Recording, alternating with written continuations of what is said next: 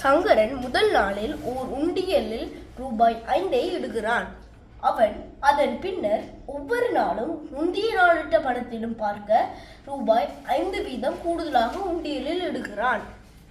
இவ்வாறாக உண்டியலில் சேரும் மொத்த பணம் எத்தனை நாளில் ரூபாய் 140 ஆகும் என்று கேட்டிருக்கு.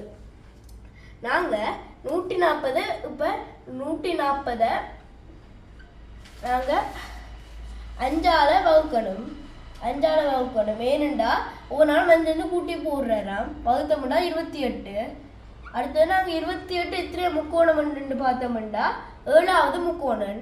அப்போ 7 நாட்களில் தான் 140 வந்திருக்கு. எப்படின்னு பார்த்தோம்னா முதல் நாள் அவர் 5 போட்டிருப்பார், 2ஆம் நாள் 10 போட்டிருப்பார், 3ஆம் நாள் 15 போட்டிருப்பார், 4ஆம் நாள் 20 போட்டிருப்பார், 5ஆம் நாள் 25 போட்டிருப்பார், 6ஆம் நாள் 30 போட்டிருப்பார், 7ஆம் நாள் 35 போட்டிருப்பார்.